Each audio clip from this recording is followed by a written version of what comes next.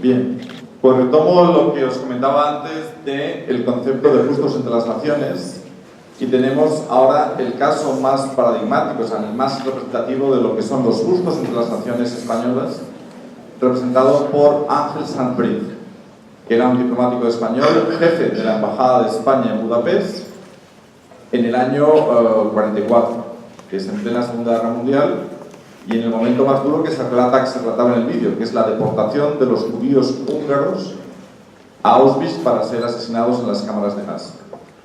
Me acompañan aquí en la mesa, a mi derecha está Eva Ledman-Borer, que era una niña que fue salvada por Ángel Sant-Brit. Ella nació en Hungría, ahora nos lo contará, pero tenemos el testimonio de una superviviente, una persona que fue salvada por Ángel Sant-Brit, y a mi izquierda está Juan Carlos Sant-Brit, que es el hijo de Ángel Sant-Brit.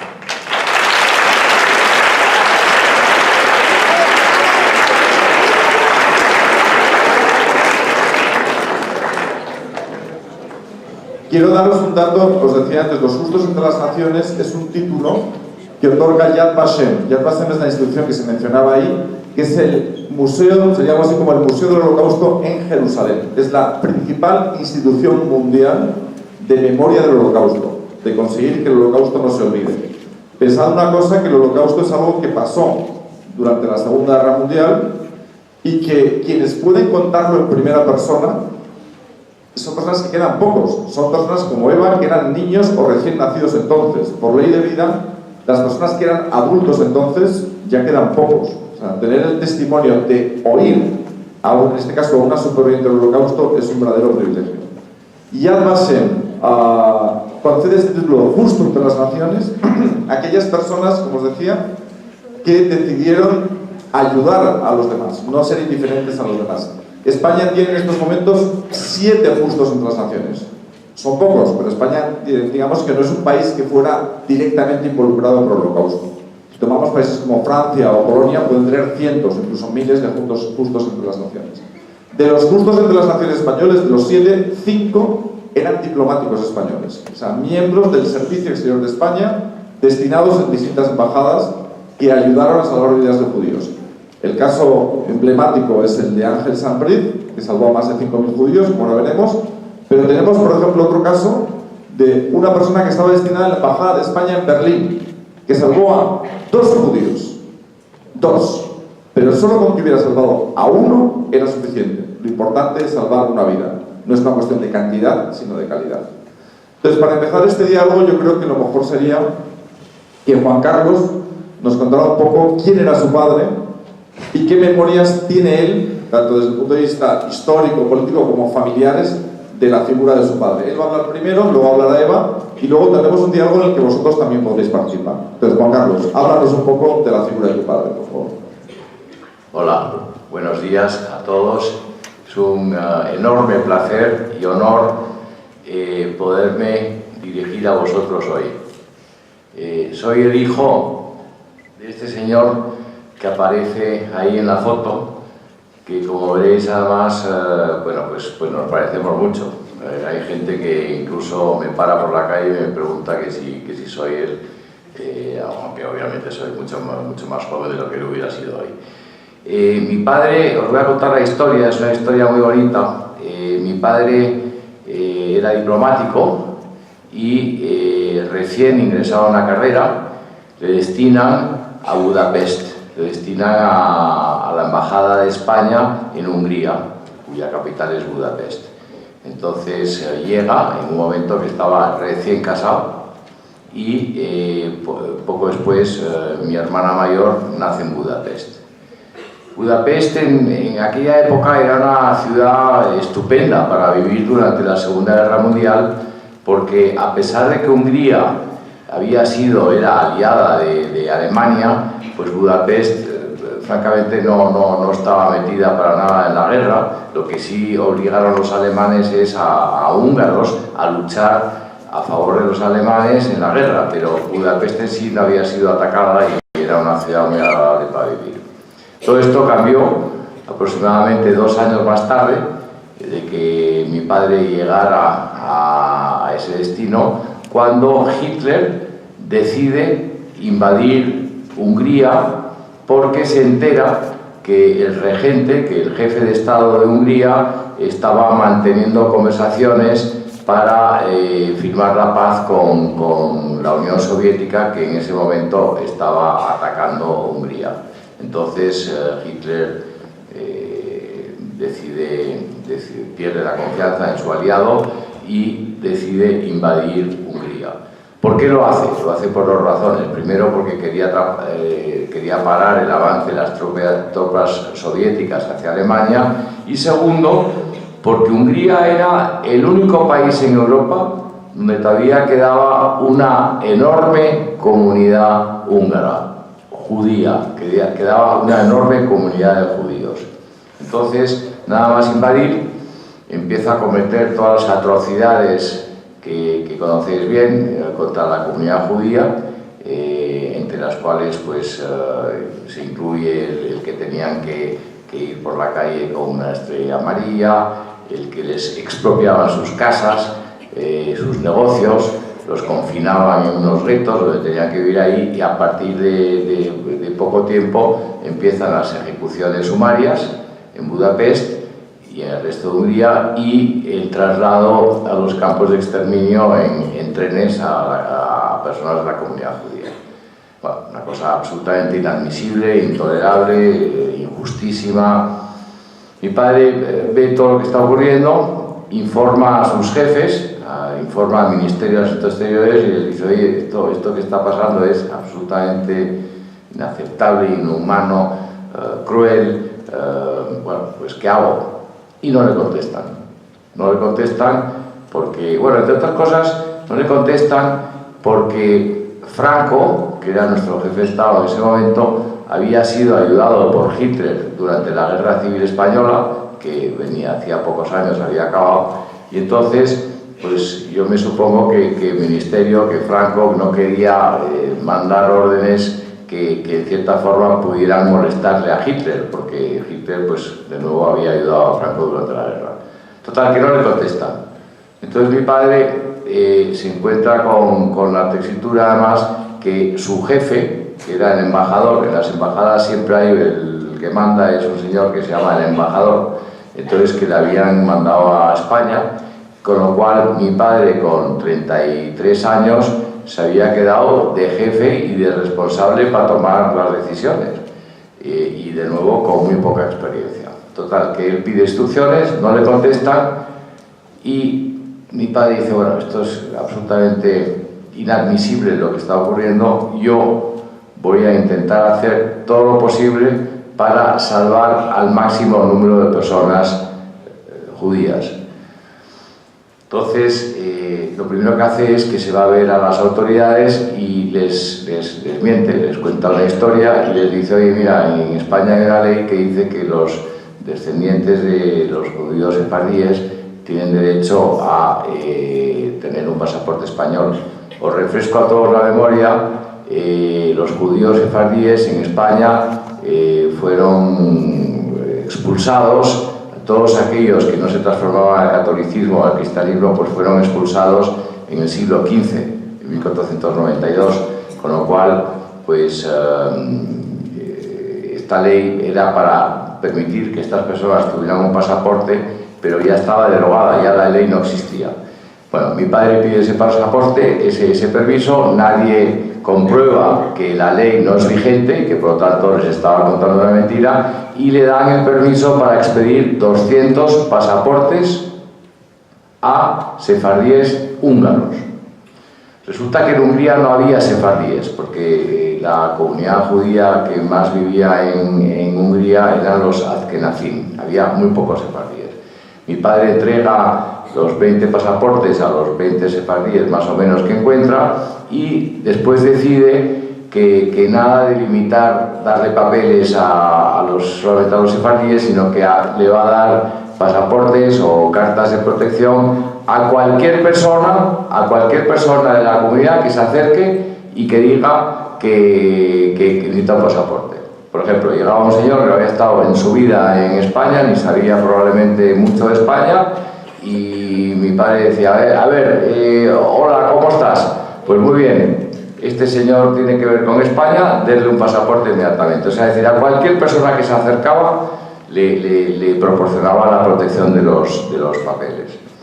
Le dieron autorización para emitir 200 documentos y en vez de emitir 200 documentos emitió 1800.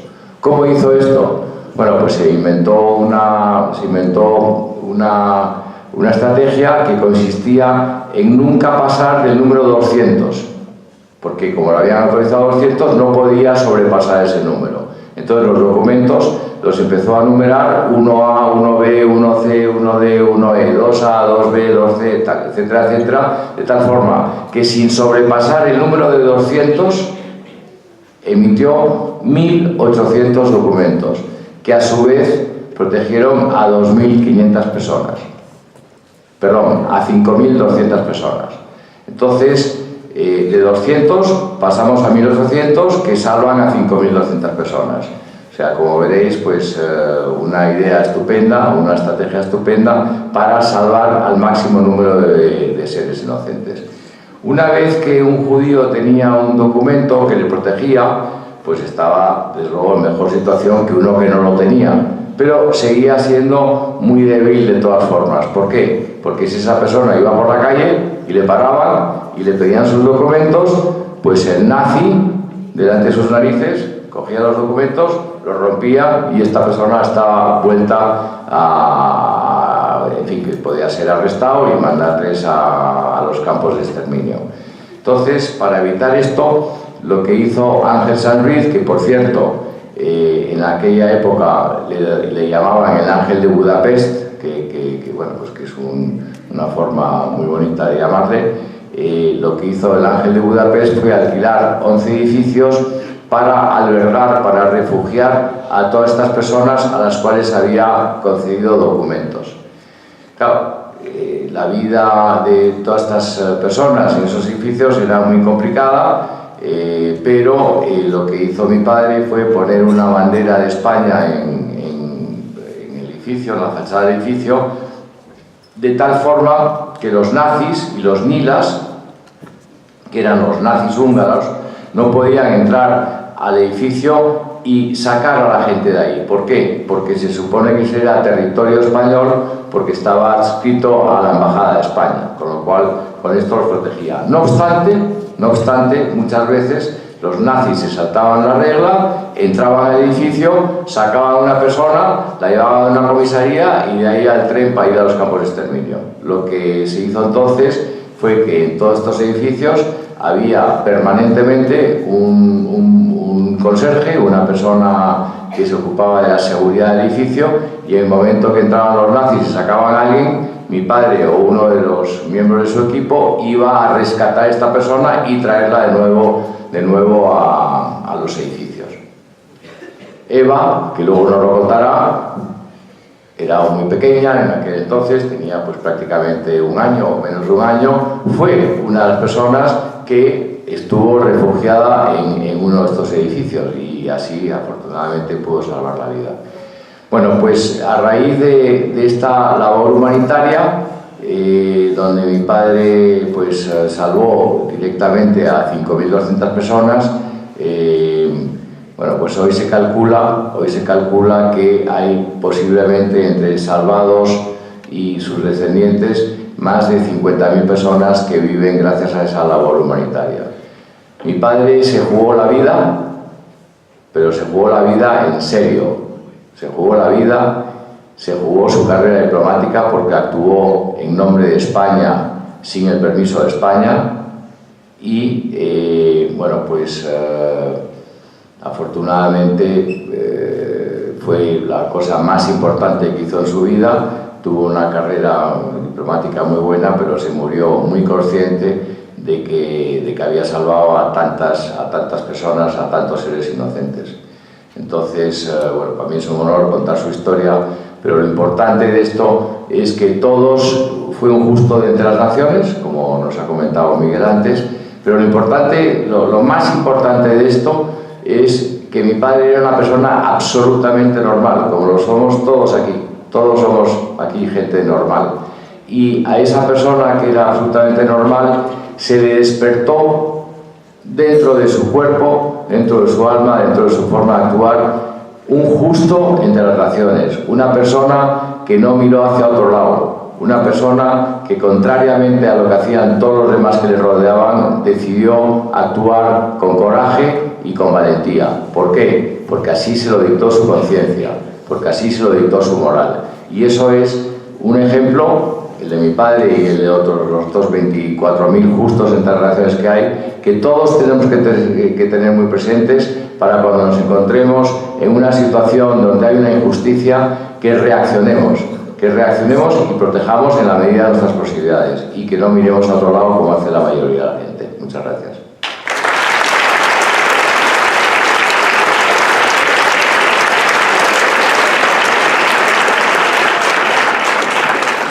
Muchas gracias, Juan Carlos. Bueno, pues hemos oído el testimonio cercano del Salvador, en este caso el hijo del Salvador, y ahora vamos a oír el testimonio de la salvada. Y este es en directo, porque ella sí fue salvada. Eva, cuéntanos la historia de tu familia y también la historia de las memorias que tú has heredado, porque evidentemente tú no tienes memoria personal, porque efectivamente eras un bebé entonces, pero cuéntanos. Totalmente. Buenos días a todos, muchas gracias por estar aquí. Y quería contaros, bueno, yo memoria no tengo ninguna. Yo nací en Budapest el 29 de junio de 1944. Evidentemente no me puedo quitar ningún mes de edad, porque si no parece que no cuento las cosas como son.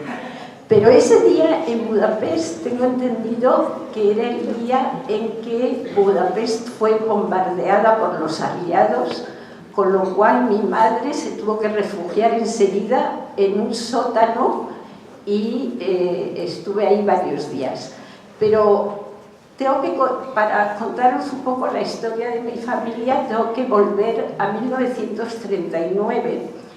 En Budapest ese año se instauraron las leyes de Nuremberg, que era toda una serie de prohibiciones contra los judíos húngaros. No podían salir todo el día en la calle, tenían que llevar la estrella amarilla, no podían ejercer sus profesiones. Había muchos médicos, había muchos abogados, había zapateros, ninguno no tenían derecho a ejercer ya. Esas leyes en Budapest mismo no se aplicaron de una manera muy extrema, fueron un poco laxas, mientras que en Hungría en el resto de Hungría sí se aplicaron con mucha más severidad. Y yo vengo de una familia que eran fabricantes de textiles, de tela, y mi abuelo y mi abuela, mi abuelo tenía una empresa de camiones. Mi abuela debía de ser una mujer muy valiente, y cuando vio la publicación de esas leyes, a ella no le gustó nada y dijo: hay que irse. Y aparentemente conoció a alguien que tenía familia en Tánger y que le habló. Tánger es una ciudad que hoy es Marruecos, en la época era una ciudad internacional, y decidieron que había que irse de Hungría. Y entonces mi abuelo tenía que vender los camiones y eso iba a tardar un cierto tiempo. Mientras tanto, ella se fue a Tánger y tenía todo su viaje muy organizado. Mi madre, mientras tanto, tuvo a mi hermano mayor, que falleció. Ellos en principio no pensaban irse, al principio eran mis abuelos, pero la situación se iba degradando. A mi padre biológico se lo llevaron los húngaros nazis a un campo de trabajo, y luego posteriormente murió en el 45 en las marchas de la muerte cerca de Austria, y fue declarado héroe nacional en su certificado de defunción. Mientras tanto, mi madre trataba de sobrevivir y como en Hungría todavía no había guerra, curiosamente el correo funcionaba bien. Y mi abuela aterrizó primero en España y de España le escribía cartas a mi madre.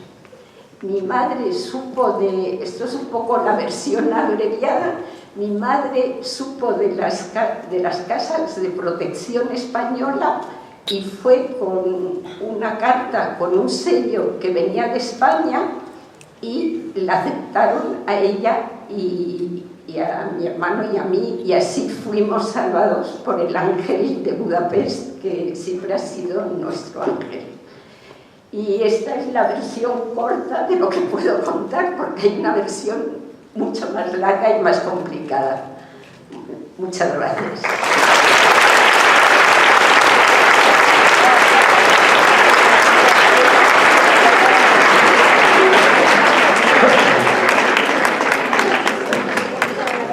Bien, pues esto es un poco la introducción. Nosotros queríamos hacer esta visión general para que lo conocierais, del testimonio del Salvador, el testimonio de la salvada, y ahora yo creo que lo mejor es daros la palabra a vosotros y que preguntéis cosas. Y ellos ya tienen muchas más cosas que contar, pero es mejor que sea a través de vuestras preguntas.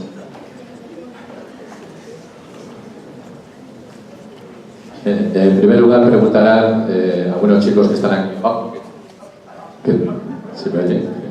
Que tienen algunas preguntas y luego creo que nos dará tiempo si hay alguien por ahí con alguna otra cosa que haya podido surgir, también familiares, docentes que quieran preguntar.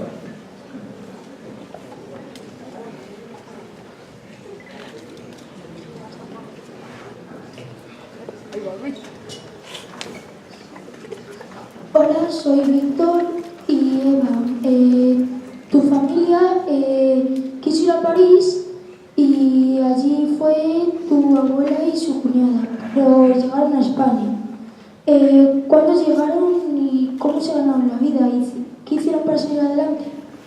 Bueno, creo que llegaron a París, pero es que tengo otra versión y no estoy muy segura, pero el caso es que llegaron a España y ellas no sabían muy bien qué hacer y lo único, sí tenían un poco de dinero y lo único que sabían hacer bien era cocinar.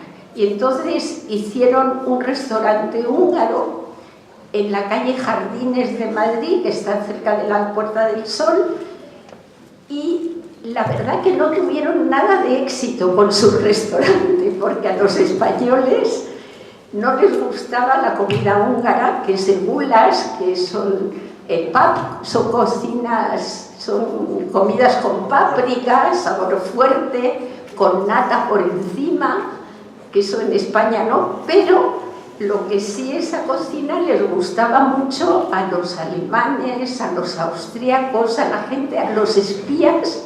Madrid era un centro, como en ese momento no había guerra, Madrid era un centro donde había muchos espías, y los espías alemanes, austríacos y de Europa Central les encantaba la cocina húngara, y era la clientela que venía. Y mi abuela hablaba alemán y les oía hablar y se asustaban mucho de lo que oían, porque oían cosas terribles. Y entonces un día ya consiguieron a alguien que les compró el restaurante y se fueron huyendo a Tánger. Y yo sí tengo, porque yo no tengo ninguna documentación de la casa, de haber estado en una casa de protección española, pero lo que sí tengo es la tarjeta de inscripción de mi abuela de 1944 en el Ministerio de Trabajo. O sea que sé perfectamente que en ese momento ella estaba en España.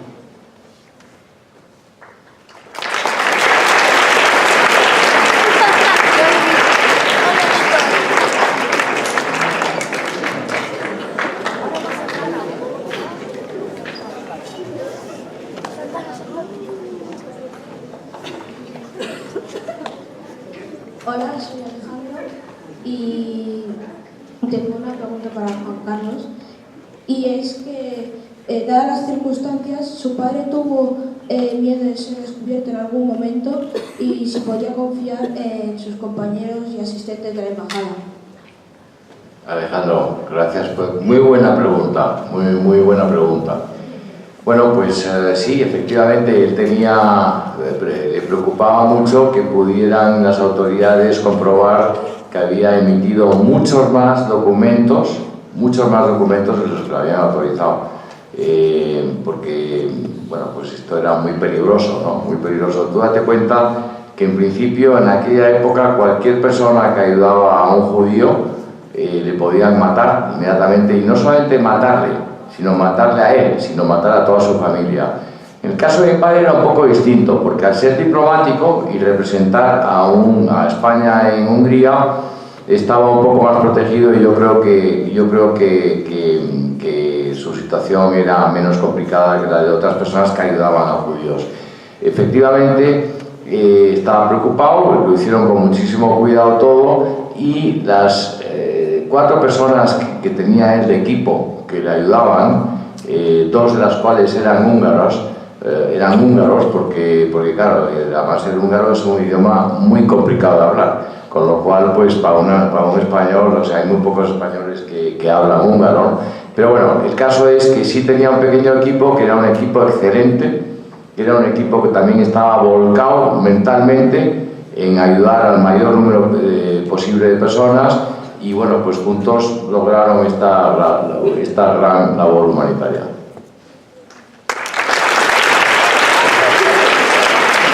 Javier, voy a añadir una cosa que ha dicho Juan Carlos. Está muy bien lo que dice Juan Carlos de la protección diplomática. La protección diplomática, en principio, da inmunidad y es un garante internacional. Pero para que veáis que hay momentos que eso no tiene tanto valor y que el riesgo de la vida es importante, os pongo un ejemplo. Ángel Sanbriz colaboró con otros diplomáticos en Budapest, entre ellos Raúl Wallenberg. Raúl Wallenberg era lo mismo que Ángel Sanbriz, pero en la embajada de Suecia, ¿vale? Y ayudó también a salvar a miles de judíos. Otro héroe Y otro justo entre las sanciones. Cuando los rusos entran en Budapest, Ángel Sanbriz ya se ha retirado, porque pensaba que era peligroso para él, representando al gobierno español, caer en manos de los rusos. Raúl Wallenberg piensa, no tengo ningún problema, trabajo para Suecia, que es un país miembro de la alianza que va a derrotar a los nazis. Pues bien, cuando llega el ejército soviético a Budapest, Raúl Wallenberg, con toda su protección diplomática, desaparece. De hecho, durante más de 30 años no se sabe nada de él. Ahora se sabe que Raúl Wallenberg fue llevado por los rusos y murió en Siberia, en un gulag. ¿Sabéis lo que es un gulag? Es un campo de prisioneros en Siberia. Lo cual te da una idea de que la protección diplomática está muy bien, pero si en un momento dado y en esas épocas de crisis alguien decide no hacer ni caso a la protección diplomática, puede ser, lo cual refuerza todavía más lo que hizo Ángel Sanbriz.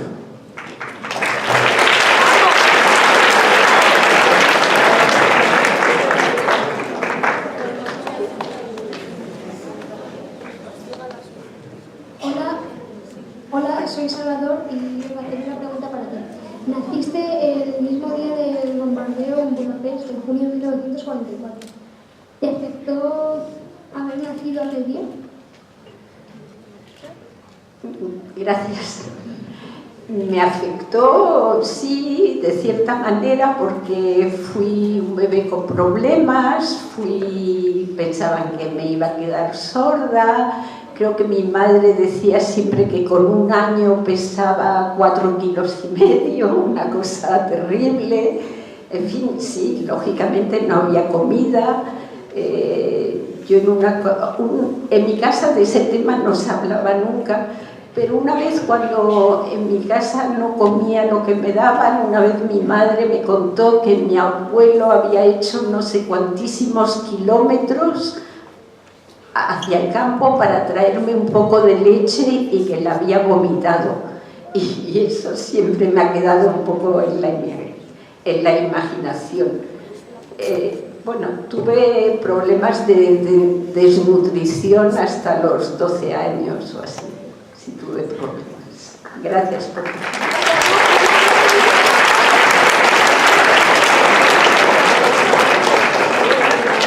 Hola, soy Iván. Y tengo una pregunta para ti, Juan Carlos. ¿Cuándo te enteraste de lo que había hecho tu padre en la Segunda Guerra Mundial? ¿Y cómo te sentiste al saber de que era un héroe? Bueno, pues yo me enteré ya de joven de lo que había hecho mi padre, aunque él, la verdad es que no hablaba mucho del tema.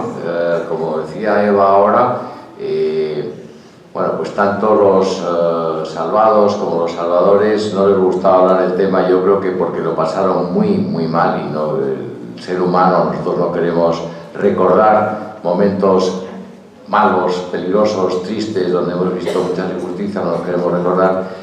Y segundo, porque no quería alardear del tema, ¿no? Pero la reacción de mi familia ante pues, la labor humanitaria de mi padre es de tremendo orgullo, y también, pues en cierta forma, nos ha influenciado y nos ha inspirado a pues, ser activos, por ejemplo, como hoy, donde estamos hablando del Holocausto, y estamos hablando de Justos entre las Naciones, porque pensamos que, a pesar de todo lo que se ha hablado del Holocausto, y se ha escrito y se ha conmemorado a las víctimas del Holocausto, pues los genocidios siguen ocurriendo en el mundo, siguen ocurriendo. Ahora mismo, por ejemplo, pues en China hay 2 millones de personas que son de una comunidad musulmana suní, 2 millones de personas que han sido metidos, niños, niñas, padres, abuelos, en fin, todos, 2 millones de personas metidos en campos de reeducación. O sea, que se está, en cierta forma, no con la intensidad ni con la importancia del Holocausto, pero que en cierta forma esto se está repitiendo, ¿no? Entonces, yo creo que todos nos deberíamos de concienciar de estos temas y de hacer lo posible para no volver a cometer los errores del pasado, como por ejemplo el Holocausto. Pero bueno, estamos, para contestar a tu pregunta, toda mi familia, yo incluido, muy orgullosos de la labor de mi padre.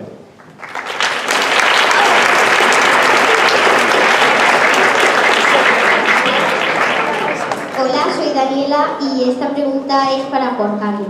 ¿Conserváis en la familia las cartas que tu padre enviaba desde Budapest? Bueno, pues muy buena pregunta. Tenemos algunos documentos de la época de Budapest de mi padre. Sobre todo lo que tenemos son unas cartas muy bonitas que mi padre escribía a mi madre, porque tú imagínate que cuando Hitler invade Hungría, mi madre, que era muy joven, acababa de tener a su primera hija, mi hermana mayor, pero ya estaba esperando otro hijo, otra hija. Y entonces lo que hace mi padre para protegerlas es que cruza Europa en tren, las deposita en Irún, para que mi madre y mi hermana pequeña, mi hermana mayor, fueran a Santander, donde vivían mis abuelos. Santander era un sitio totalmente seguro. Entonces mi padre las deja en Irún, de Irún se van ellas a Santander, y él se vuelve a Budapest. Entonces unas cartas muy bonitas que conservamos son las que le escribí a mi padre y a mi madre cuando ella estaba en Santander, explicándole lo que estaba pasando, pero muy, muy descafeinado, porque lo último que quería era que mi madre, que estaba esperando a su segunda hija, se preocupara con todas las cosas, todo el riesgo y todo lo que estaba jugando mi padre en su vida, que se preocupara y que pasara algo con el embarazo. Con lo cual esas cartas también las mantenemos, las conservamos.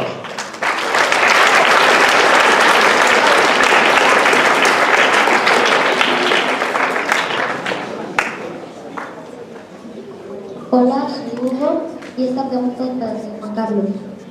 Tu padre recibió homenajes y premios en Hungría y en Israel. ¿También recibió premios en España y reconocimientos?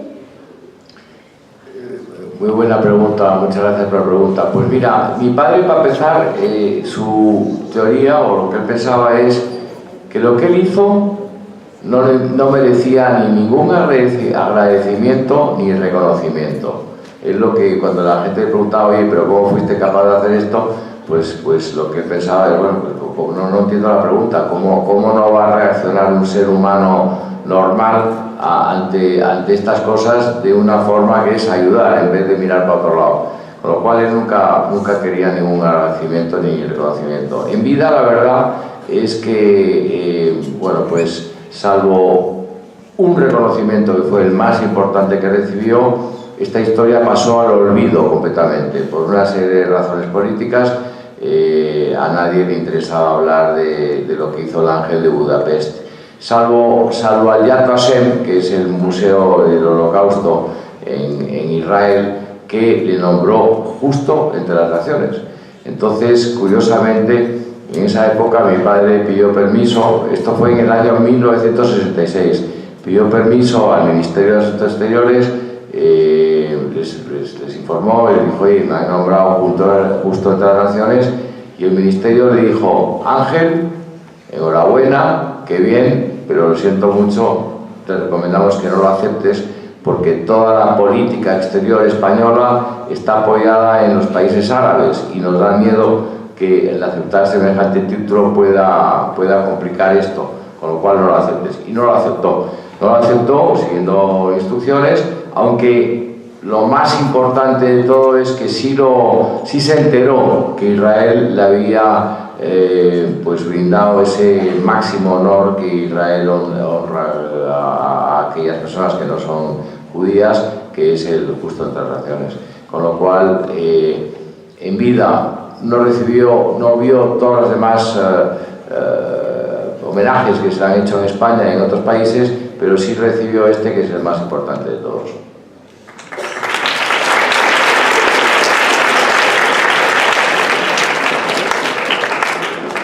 Hola, soy Irene y esta pregunta va para Juan Carlos. ¿Qué sentisteis tú y tu familia cuando os enterasteis de que vuestro padre iba a ser reconocido por Yad Vashem como justo entre las naciones? Sentimos un enorme orgullo, estábamos muy contentos de esto, porque en el 66 mi padre no lo pudo recibir siguiendo instrucciones, pero en el 91, una vez que España y Israel tenían relaciones diplomáticas, Israel, con un enorme detalle, por un detalle muy positivo del Yad Vashem, dijo: oye, este señor lo hemos nombrado en el 66, no se lo pudimos entregar, ahora se lo entregamos a su viuda. Y eso ocurrió en el año 1991.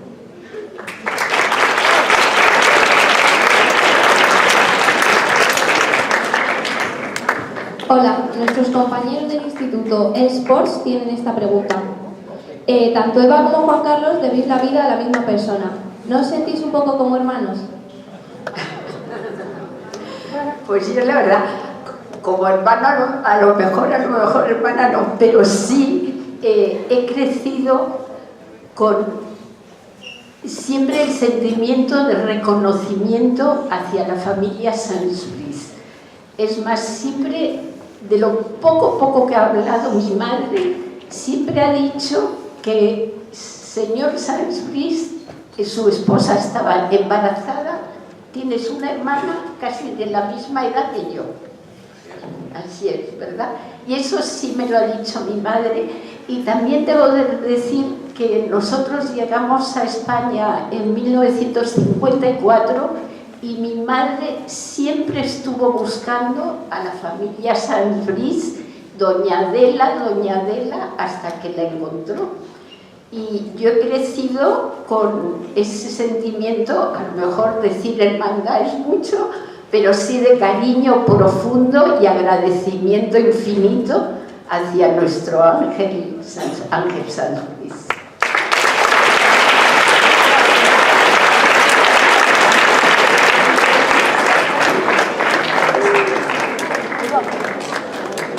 A Eva en la familia la tenemos un enorme aprecio y un enorme cariño. Bueno, a Eva y a toda su familia. Con lo cual, pues efectivamente, hemos tenido la oportunidad de conocernos y de compartir muchas veces, ¿verdad? Hasta en Budapest. Hasta en Budapest, ¿no?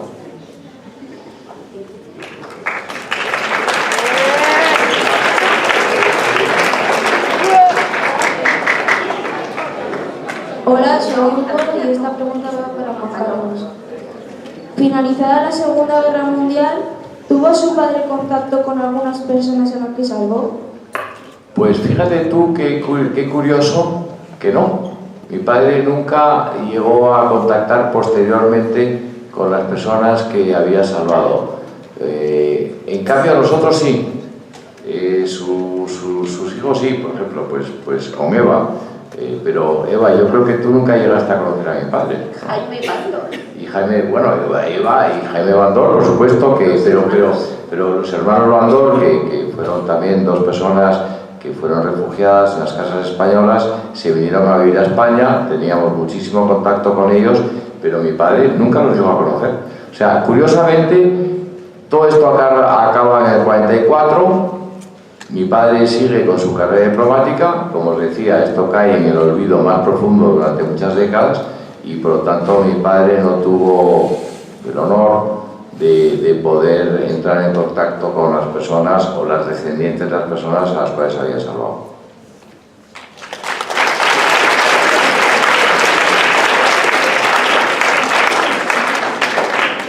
Hola, soy Rubén y tengo una pregunta para Eva.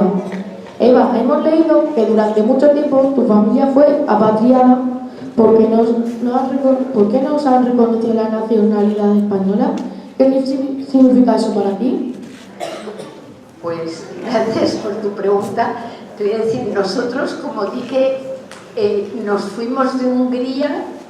Es que la historia es un poco más complicada. Hungría fue liberada por los rusos y se instaló el régimen comunista. A mi madre, y quedábamos en Hungría, mi abuelo, mi madre, mi hermano que murió y yo, no le gustaba el régimen comunista, y entonces huimos a través de Praga, y porque mi abuela estaba en Tánger y pudimos por vías muy complicadas llegar. Y entonces, al huir de Hungría, ya no éramos ciudadanos húngaros. Hungría ya era una puerta que se cerraba. Y llegamos a Tánger como refugiados y apátridas. Luego, en el 54, cuando llegamos a España, en esa época la España de Franco no estaba en la Convención Nansen, creo que se llamaba, de Naciones Unidas, que expedía pasaportes a los refugiados políticos, y yo hasta mis 22 años fui apátrida y tenía un pasaporte español en el que ponía un sello rojo muy grande: no es protegido del gobierno español. Y decía en la página de atrás que era porque había huido del régimen comunista, y era muy complicado viajar con ese pasaporte, pero era lo que tenía. Y luego ya por los años de residencia sí conseguimos la nacionalidad española, de la cual estamos muy orgullosos. Yo me siento muy española.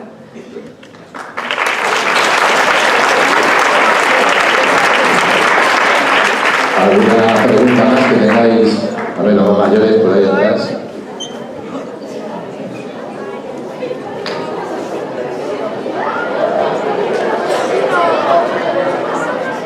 Hola, soy Adrián y quería preguntar,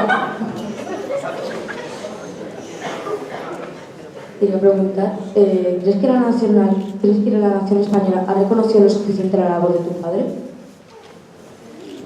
Bueno, yo creo que el reconocimiento ha venido aumentando en los últimos años, y sí, pues estamos verdaderamente satisfechos, ¿no? con el reconocimiento que ha recibido mi padre.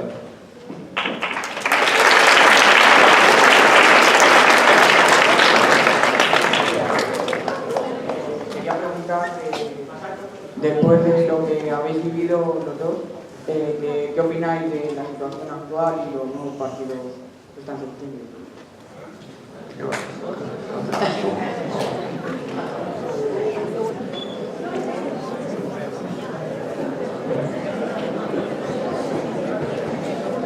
Bueno, yo sinceramente me parece que tenemos la suerte de vivir en un país democrático, y tenemos que luchar porque eso siga así, de que No quisiera meterme en temas políticos, creo que lo importante es vivir en democracia, con libertad, con tolerancia, con reconocimiento, y esa es la suerte que tenemos en España hoy.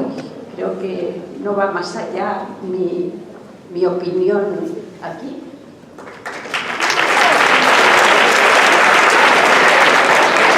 Hola, mi nombre es Pablo y quería preguntar si, teniendo en cuenta todo lo que habéis vivido y tal y como está el país actualmente, si se podría repetir esta situación a lo largo del tiempo, no tan en un futuro, sino dentro de poco tiempo, si lo veis posible. Bueno, yo creo que en España, es absolutamente imposible, tal y como está la situación hoy, y con imposible que pudiera haber un genocidio en España. Puede haber brotes antisemitas que desafortunadamente ocurren, están ocurriendo en España y en otros países, por ejemplo en Francia, pero bueno, pues está muy perseguido eso y esperemos que paren. Estamos hablando de España, pero luego si miramos alrededor nuestro, pues como os comentaba antes, desafortunadamente los genocidios siguen existiendo. O sea, poco después del Holocausto, al cabo de unos años, bueno, pues hubo un genocidio en Camboya enorme. Después, al cabo de un tiempo, en África, entre los Tutsis y los Hutus. Al mismo tiempo, muy cerca de Venecia, pues hubo matanzas étnicas en la ex Yugoslavia. De nuevo, hace poco tiempo, lo habéis visto, todos en Siria e Irak, en fin, estaban perseguidos y estaban asesinando a yahidíes y a cristianos. Y de nuevo, hace muy poco tiempo, de hecho el conflicto sigue vivo, pues en Myanmar, en Asia, los rohingyas han sido perseguidos, muchos de ellos han sido obligados a salirse, a refugiarse en Bangladesh, y esto ha ocurrido en un país donde además la líder civil es Premio Nobel de la Paz, con lo cual es impresionante, ¿no? Entonces, pues sí, no hemos aprendido, el ser humano todavía no hemos aprendido de nuestros errores en el pasado. La gran diferencia que existe, yo creo, entre el Holocausto y, por ejemplo, otros genocidios que han ocurrido posteriormente, primero, que el Holocausto, sin lugar a dudas, pues tiene desafortunadamente el mayor número de víctimas. Acordémonos que murieron 6 millones de judíos y un total de 10 millones de personas durante el Holocausto en Europa. Claro, esas cifras son tan trágicas, tan grandes, que todos estos temas que os he comentado antes son con cifras mucho más pequeñas. Pero lo más importante de todo es que nos hemos dado cuenta que los genocidios o conatos de genocidio sí se pueden parar. Por ejemplo, en Irak y en Siria, pues ISIS, Daesh, ya parece que ha sido liquidada. Entonces ahí se ha tenido que utilizar la fuerza para evitar que este sistema, que siguieran siendo asesinados yahidíes y cristianos injustamente. Entonces eso se logró parar, con una intervención militar. Y por ejemplo en Myanmar, donde todavía existen 600.000 refugiados que están en Bangladesh, pues se ha logrado parar sin las armas, sin que hubiera una guerra, sino simplemente poniendo presión, ¿no? Metiendo presión por parte de gobiernos, por parte de las Naciones Unidas, por parte de las personas influyentes. Entonces lo que tenemos que aprender es que sí podemos pararlos, pero para ello todos tenemos que ser muy conscientes de lo que está ocurriendo y alzar nuestra voz para que las personas que nos representen decidan hacer lo posible para parar estos movimientos genocidas lo antes posible.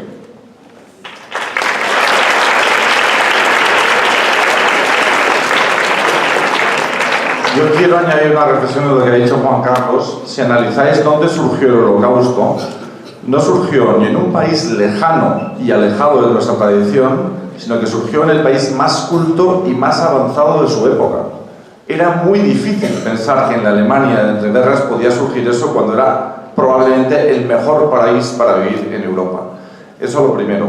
Y segundo, no pasó hace muchísimo tiempo, sino nuestros abuelos vivían en aquella época, en el caso nuestros padres, en algunos casos, ¿no? Luego es un fenómeno cercano y que ocurrió en un país avanzado, culto y democrático. ¿Qué quiere decir esto? Vosotros todos habéis nacido ya en un régimen de derechos y libertades, pero eso no es territorio conquistado, hay que ganarlo todos los días. En Europa, y en parte en España, pero principalmente en Europa, vuelven a surgir los mensajes cuya consecuencia final fue el Holocausto. No quiere decir que vayamos a acabar igual, casi seguro que no, pero vuelven a surgir aquellos que se creen superiores a los demás. Dice, mi identidad, mi religión, mi cultura es superior a la tuya, el supremacismo, el que niega el derecho al otro porque es diferente. Hay que estar atento a esos mensajes. Tenemos dos instrumentos que no tenían en los años 40. En lo que es a nivel continental tenemos algo maravilloso, maravilloso que tenéis que valorar muy especialmente, que es la Unión Europea. Dentro de Europa no cabe el odio y la guerra, fuera sí. Cuando los padres de la Unión Europea, la entonces Comunidad Económica Europea, Schuman, Monnet, Adenauer, son hijos de la Segunda Guerra Mundial y crearon Europa para decir nunca más a la guerra, nunca más a la intolerancia.